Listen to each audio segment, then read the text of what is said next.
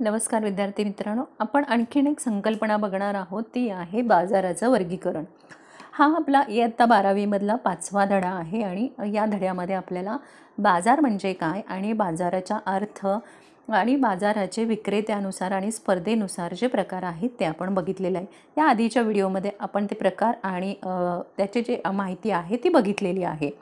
आपण इथे बाजाराचं वर्गीकरण बघणार आहोत। बाजाराचं वर्गीकरण ते आहे काळानुसार बाजाराचं असणारं वर्गीकरण। त्यातला पहिला प्रकार आहे अत्यल्प काळ। हा काळ काही दिवसांचा किंवा काही आठवड्यांचा असतो आणि या कालावधीमध्ये वस्तूचा पुरवठा वाढवता येत नाही। असा कालावधी जो आहे तो अत्यल्प काळ म्हणून ओळखला जातो।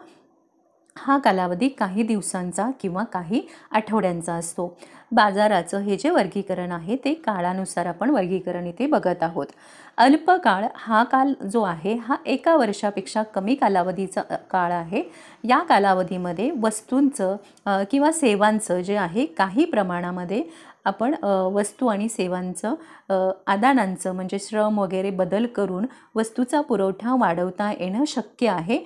हा काळ जो आहे तो एका वर्षापेक्षा कमी कालावधी असतो आणि काही प्रमाणात उत्पादनाच्या तंत्रामध्ये किंवा उत्पादनाच्या घटकामध्ये बदल करून वस्तूचा पुरवठा वाढवणं या कालावधीमध्ये शक्य असते। असा हा अल्प काळ आहे।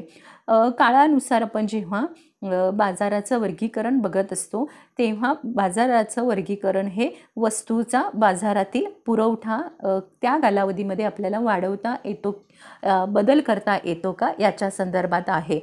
त्यानंतर पुढचा काळ जो आहे तो आहे दीर्घकाळ। तर या कालावधीमध्ये हा कालावधी 5 वर्षापर्यंतचा कालावधी मानला जातो। साधारण 5 वर्षापर्यंतचा कालावधी हा आहे।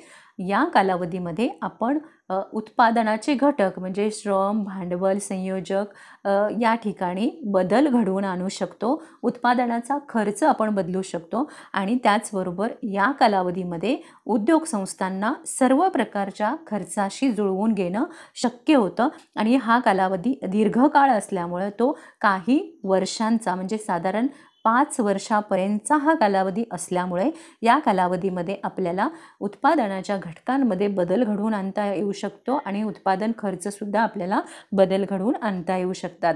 हा जो काळ आहे चौथा तो अतिदीर्घ काळ आहे। या कालावधीमध्ये आपण उत्पादनाची सर्व तंत्र बदल करून आणू शकतो। असा हा काळ आहे अतिदीर्घ काळ। साधारणपणे 5 वर्षांपेक्षा अधिकचा जो काळ आहे तो अतिदीर्घ काळ असं म्हटलं जातं।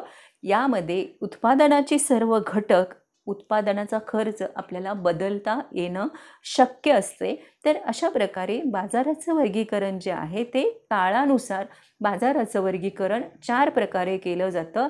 अत्यल्प काळ, अल्प काळ आहे, दीर्घ काळ आहे आणि अतिदीर्घ काळ आहे। धन्यवाद।